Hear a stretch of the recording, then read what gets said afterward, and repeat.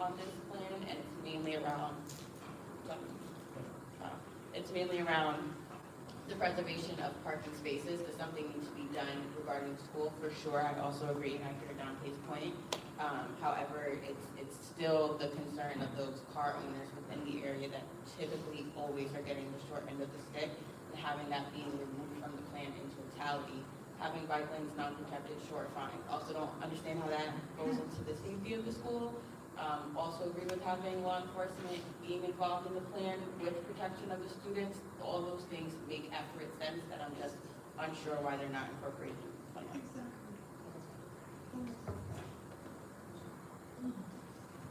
So I'm going to answer both of those. Daylighting first. Yeah, we're always trying to reduce unnecessary daylighting. Saying that there needs to be none at all, I mean, the raised crosswalks could provide an opportunity where it is slow enough where we might not need them, but at the same time, it's a school, people are going in and out of school, and there's going to be, they've had some robust ideas for where daylighting should be, like maybe in front of the school's front door, so that there is some kind of a bit of a buffer where people can sort of exit and not have to like sneak out behind a car and look to see, because this does help drivers and pedestrians. It helps people not hit a child, which we want to avoid, I hope. And it also helps children not get hit, which is something that everyone every day here tries to avoid for yourself. You're trying to cross the street and you're trying to see what's coming because you do not want to get hit. Children also do not want to get hit. And we should also not want that. So while we're trying to reduce daylighting, we're also trying to be reasonable. We're telling DOT, yeah, don't do it, but if you see a corner where it absolutely needs to go because a lot of kids are being hit on the specific corner, and you're seeing cars parked all up on the crosswalk, and they're leaving a blind spot for drivers and pedestrians where they can cross, and the crossing can't be safe, please, like, they're gonna fix that. And if we say no daylighting at all, we can expect DOT to go against that and just put it anyway. We're trying to be reasonable here, and for us to have credibility with these agencies, we have to make sensible plans that don't just say straight up no, because they're going to get overridden, and we've already seen it. In the second plan, we had an amendment that proposed removing all of the permitted weapons and making them only conventional and not all protected. They ignored that. Do not make the same mistake. We want to make sure that our plans are fully formed, make sense, and actually address the issues. If people are getting hit on a corner, it might need to be daylit. It's a fact. Secondly, on the bike lane point, children also bike. Kids ride bikes. And this plan is not just supposed to help those who are literally getting hit on the street. It's just going to help people who are biking, walking, people who are going to school, adults. It's supposed to help drivers avoid hitting people more ably. It's supposed to also help people avoid getting hit by cars, but also supposed to help people bike more peacefully. And I'm sure the principal has seen cases where children going to school who have been biking have been having a hard time. Bike lanes help drivers see bikers, and if they're smaller, they might not see them as easily. You don't want to hear a kid get hit because a driver didn't see them on a bike. It also helps people know where to park. It helps FDNY pass through in many cases. So generally, this is supposed to be a plan to help everybody who is using the street. Not just drivers, not just pedestrians, small bikers too. Here. Hi everybody, I'm Cam. So the origins of this plan has to do with, I guess, principals of the Wingate campus schools. I've heard a lot about how this may have originated. Some story was that they sent a letter. There were two principals involved. Today I'm hearing it was an assistant principal. I'll probably figure out how the pyramids were built before I figure out how that came about. Also, something about skid marks on the street. I don't know if a kid was hit or run over. They're drag racing during school hours. I don't know any of this. And I've been asking these questions now for 4 months. How did this originate? We don't know. But if it's an assistant principal who saw skid marks on the street and the response is the removal of 50-something parking spots, more congestion for the community, raised crosswalks can cause flooding, wow, that's an overreaction, a serious overreaction to what somebody who's not in our community is observing on the streets. Next up is the counter argument. There's some of us who are saying that's just too much. It's a bridge too far. We don't need all of that. We can go with the conventional bike lane, but losing all of these parking spaces, it's too much. What we're hearing on the other side is that, well, we have to do something. If we don't keep this relationship with the DOT, they're gonna override it. They're gonna do what they want anyway. So what we have to do is come up with some plan to give to the DOT so we'll get something out of it. But to me, the problem is if the DOT is gonna do what they're gonna do anyway, that's the issue. So why don't we face the issue as a community and say, why are they doing whatever they want to do? Why do we have to be submissive and go for a plan that many people don't want just to preserve a relationship with the DOT? That's an issue. Now, the other thing is all the technical aspects. All of what you heard, it's true. Loss of parking spaces, that's, I think now they say they're down to 20 or 30 parking spaces. That's a lot. They're also putting up 1,000 units somewhere near Downstate. That's more people in the community, less parking spaces, right? The raised crosswalks. I know that Rutland is kind of low elevation. There's flooding there anyway. So when you build these raised crosswalks, it's like you're putting up a dam. People are having their basements flooded in that area. That's an issue. And then we have the bigger problem where I read in the New York Post a couple of days ago that over 5 years, 5 people were injured. Now the city council wants to vote on daylighting the whole city. That's 100,000 parking spots gone. And then when you add in these big sanitation bins, if you haven't seen them in Uptown Manhattan, they're everywhere in front of all apartment buildings. At the Transportation Committee meeting last week, they want to institute some kind of bike racks, bike rental racks. So now you have bike rental racks, you have sanitation devices, you have daylighting, you have flower pots, you have boulders. What does all this equal? In 2 years, you're not going to have parking on the street. Unless you have a driveway or a garage, you're not going to be able to park.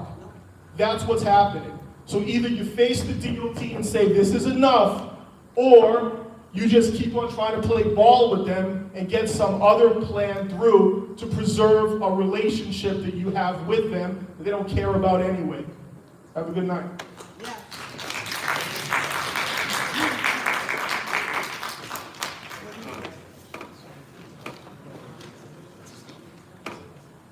Max, Dave.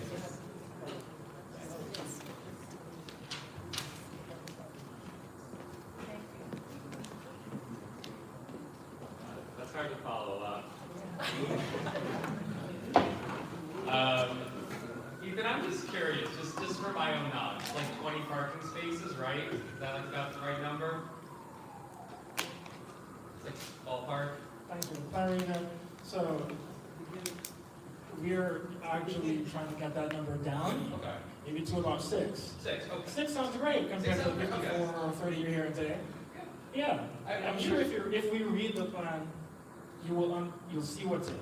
We're Okay. trying to, if it has to be 6 parking spots or less, that's what we're arguing for. Okay. We're not trying to get 30 laws, because that is a lot, I agree. Yeah, I need literally, I can't read. But the point I wanted to make was, it seems like about, like, if you look at the injury stats, about one person gets severely injured here every year.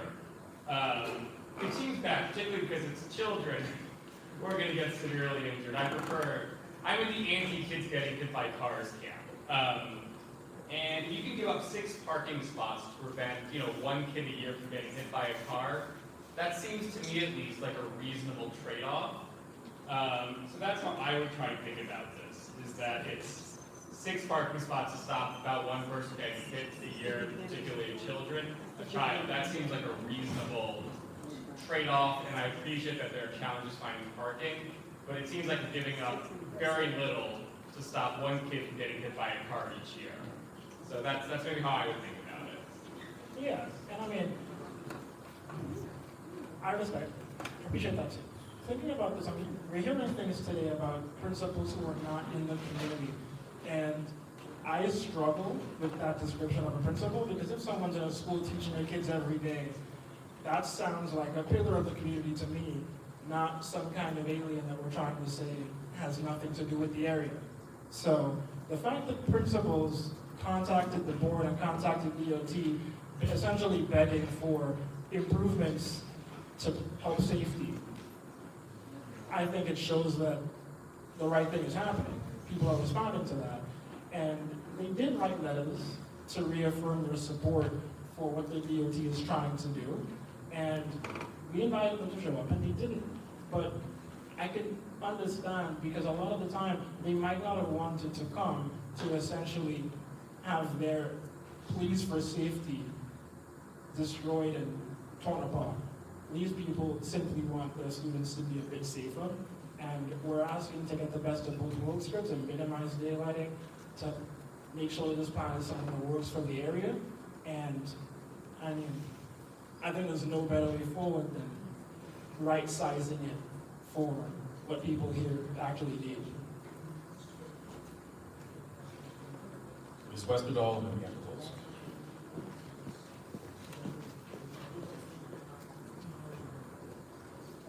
Yeah, I've been to quite a few of the meetings the Transportation Committee has had, and it feels like, well, it doesn't feel like, but I know that the original plan that's still out there from the DOT, and this isn't a plan that will necessarily be done, but it's a suggestion on behalf of the community board and the community of what we prefer as opposed to what they said they wanted to do. Correct? And it's taking, like, the parking situation is, there were a lot more parking places that were gonna be taken away. It was gonna be going up the main commercial street, but all that's different now, right? It's changed, and it seems like, I know there was a petition, there were a lot of people came to this committee meetings, a lot. And over the course of this, the changes with this. So I just, I want to ask about the parking, but, and I also want to mention that there's a recent study that came out this week about cameras and how cameras have reduced, I sent it to police, about the cameras have reduced speeding and dramatically reduced problems around schools. So I hope we can suggest that as well. But it seems like, again, due diligence has been done, and this is way better than what we would get without, what DOT would do without these recommendations on our part would be much more devastating. So I think it's good. All right, thank you very much for the comment. All right, so we've exhausted the speakers list. At this time, we are going to call the question. So the safety plan has been submitted to the board. We've had our debate. At this time, we're not going to call the roll again. At this time, we are going to ask all those members in favor of the recommendation, please say aye. Aye. All those who are opposed, please state your name for the record. If you're opposed, please state your name for the record. I oppose. Elise Robertson. Elise Robertson votes no. Debbie Timothy votes no. Cam votes no.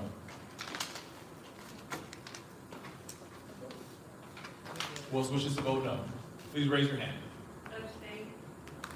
We'll get to you. We'll get to this. Those who wish to vote no, please raise your hand. Okay, stand on those names for no. Those who wish to abstain, please raise your hand. Okay. Costello. Hand down. Ms. Walters, you got your hand. Ms. Etienne. Member Chong. Member Hartley. Member Cohen. Member Rosenberger. Member Mayers, right? Thank you. Yeah. Member Barry. Anyone else who wishes to vote, to abstain at this time? Mr. Christensen. Okay, all members cast votes? All right, Madam Secretary, what do we have?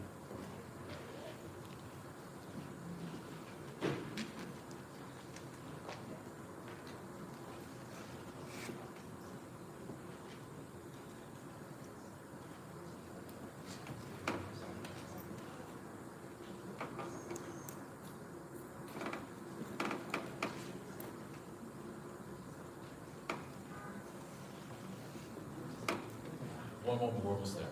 And we're gonna prepare for the next vote. This is gonna be on the removals. I'm going to call that these are considered as a package, in the interest of time. We'll take questions if there are any questions with it. And then after that, we should be at the end of our agenda, okay? So just hang in for a couple more minutes, and we're gonna complete the agenda. Okay. So if you please announce the count. Vote for 18, against 3, abstentions 10. Could you please repeat the results? Results, 18 in favor, 3 opposed, 10 abstentions reported. Okay? Yes, so the motion carries. There's a majority of the board voting in favor. So the motion carries, the plan is adopted. Thank you very much. Okay, we are now going to go to this last item. First, is there any objection to considering the removals as a package? Yes, object. Okay, fair enough. Well, actually, okay, so we'll put it to a 4. Is there a motion to combine this package? Move to, okay, listen. Move to combine as a package by member Piku. Is there a second to it? Seconded, I'm sorry. Bennett. Last name Bennett. Member Bennett, thank you. Apologies. Moved and seconded. Any debate? Hearing none. We're moving, this motion is to combine into a package and consider it as one. All those in favor, please say aye. Okay, all those who oppose, please state your name for the record. Well, actually, no, this is procedural. All those who wish to vote no, just say no. No. Anyone who wishes to abstain? All right, we hear a majority of the board. It is going to be considered as a package. So we are now going to, we're going into debate. Anybody who has any questions or comments with regards to the item? Cam, I see you on the speakers list. Anyone else?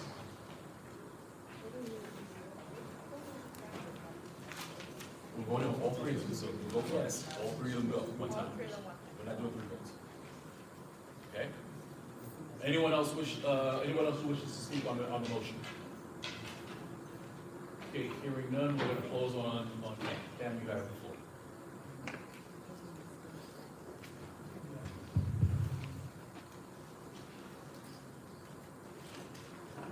So I just have a question and then a statement on this.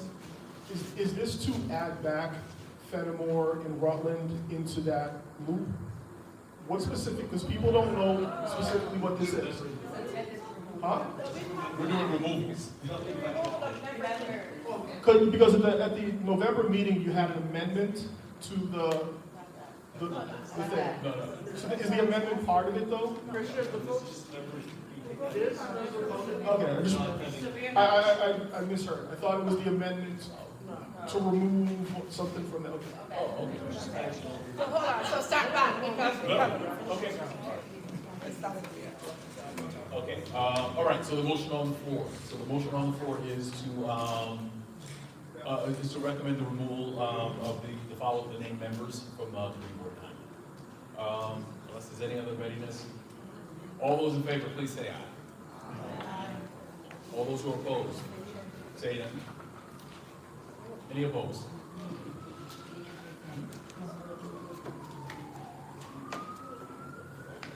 All right, Member Norville wishes to say, vote against. Anybody else who wishes to vote against? 1 against. Anyone who wishes to abstain from the motion, from the vote, please state your name for the record. This is the removal. Yes. That's what we're doing. All right, anyone who wishes to abstain from the vote, please state your name for the record. No abstentions. Hearing 1 vote no abstentions. Majority of the vote is voted in favor. The motion carries and the recommendation will be forwarded to the Borough President. Okay, at this time, we are into new business. New business, is there anything that we need to consider or add to the agenda or refer to a committee? Hearing none. Everyone, I want to thank you for getting us to this meeting. I want to thank you for your service. I want to thank you for everything you do. I'm asking that we still continue with neighbors. Please spread the word. There's a lot of information that comes out. Please make sure you are looking at your emails, looking at your notifications in terms of meeting dates. Okay? For members who are, applications are expiring, please make sure you submit before the February deadline. Everyone, have a happy holiday season. Thank you very much. We stand adjourned. Time is now 9:22.